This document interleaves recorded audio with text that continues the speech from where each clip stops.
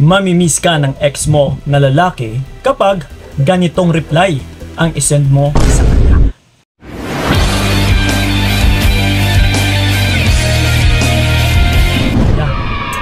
Madalas ba na nagpaparamdam or nagme-message yung ex mo sa'yo? Yung tipong kinukulit ka pa? Or kahit sabihin man natin na matagal na panahon na hindi siya nagpaparamdam. And what if kung sakali na siya ay magparamdam? Ano ngayon yung gagawin mo? Ano ngayon yung i-response mo? No? So ito ngayon mga utol, ito po yung tatalakayin natin sa video na ito.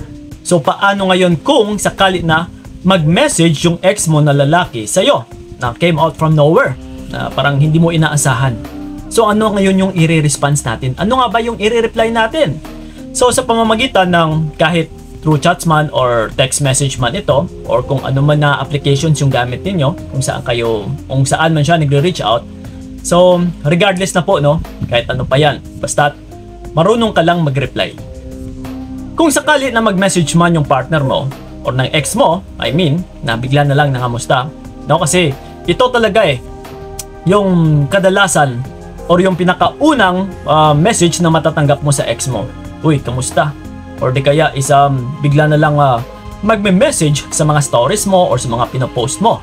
And then bigla na lang din mangangamusta. So ano ngayon yung isasagot natin? Actually, nagawan ko na ito ng video, no? Way back 2 years ago. So i-recap lang natin, lalong-lalo na sa mga hindi pa nakapanood noon. So, diretsahang sagot, ano nga ba yung i-response natin? Kung nag-message man siya ng kamusta, hi, or whatsoever, yung tipong nagpapapansin, ito po yung ibabato mo sa kanya. Okay? So, i-take note nyo lang, no? O di kaya tandaan nyo lang. Ito po, nagparamdam ka. Na-miss mo ko, no? Yun. So, yun lang po. And then, wag mo nang pasundan. Hintayin mo kung ano yung response niya. Kasi sigurado, meron pa talagang kasunod yan. Dahil, nagtanong ka na-miss mo ko, no? So ngayon, ito po ang mangyayari. Automatic na magiging response ng isang ex or na lalaki ay magiging denial. Uy, hindi kinakamusta lang kita. Pero, yung katotohanan niyan utol, kaming mga lalaki, kung minsan kasi kumukuha kami ng validation sa mga exes namin. Bilang, kahit anong bagay pa yan, no, ay masasabi pa rin nating nami-miss namin. No, yung di kaya baka yung katawan mo, or yung pera mo, o kung ano man yung pinapakinabangan namin sa inyo dati. So baka sakali kung kakagat ka ulit, di ba? Magagamit ka na naman. So ganun po ang ginagawa namin kung minsan. May message ka, ikakamusta ka, na sa conclusion or sa buong conclusion natin ay talagang nami-miss ka rin niya kahit paano. Yeah, which is totoo po yun.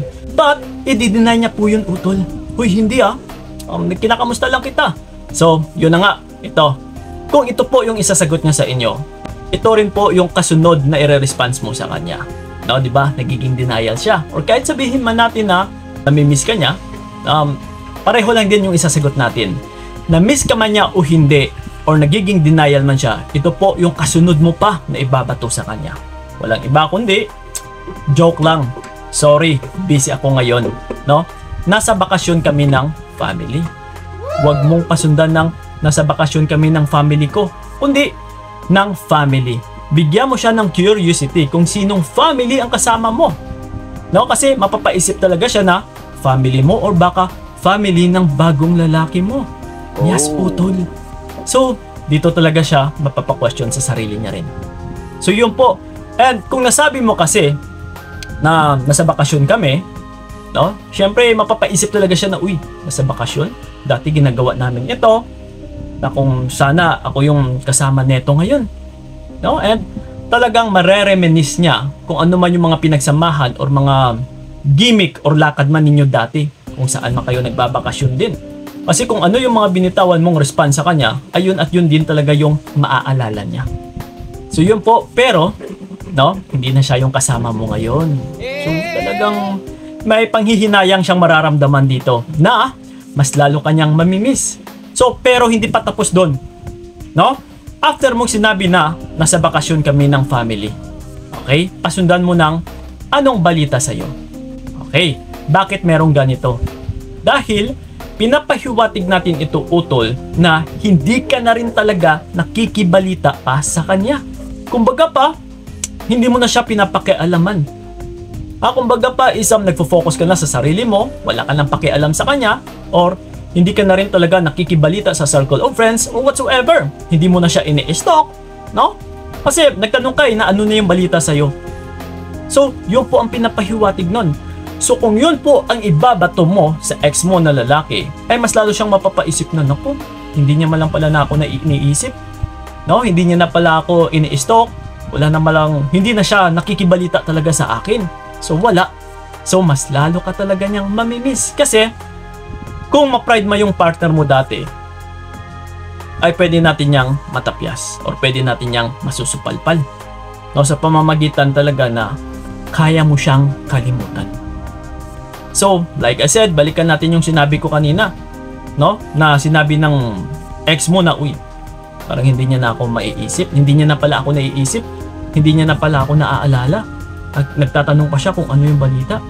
So, kung ano man yung matanggap mong response sa kanya, utol, or in denial man siya or whatsoever, na kung ano man yung balita din, no? Galing sa kanya, kasi kung minsan, magsisinungaling yan, na mas hihigitan niya pa kung sakali man na halimbawa, kunwari naka-move on ka na, ipapakita niya rin sa iyo na naka-move on na siya, na ito, masaya, ganito, ganyan.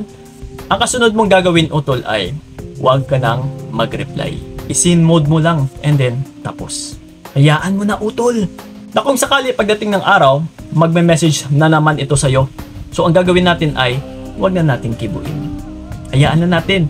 Nagpakagat lang tayo ng kaunti ng bahagya, pero pinakita natin sa kanya na hindi mo na siya inaalala, na hindi ka na nakikibalita, and masaya ka na ngayon, nakikibanding sa kahit kanino mong family yun, no? Diba? Hindi natin sinabi kung kanino, pero diba, nagbabakasyon tayo, hindi, nagpapakunwari lang tayo na happy, pero mas mainam na ito, utol, kung hanggat maaari ay totohanan natin na nagbabakasyon ka talaga, kasi yung goal lang naman natin dito ay yung magpaka-happy ka.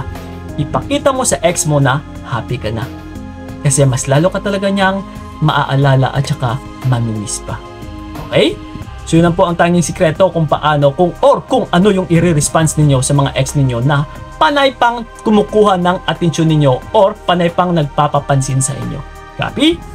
So yun lang po mga utol, sana nakatulong yung video na ito, and then sa mga nais akong makausap one-on-one, i-PM nyo po ako sa aking FB page na Payong Kaibigan ni Kiko. Yes, magsiset po tayo ng appointment para sa inyo.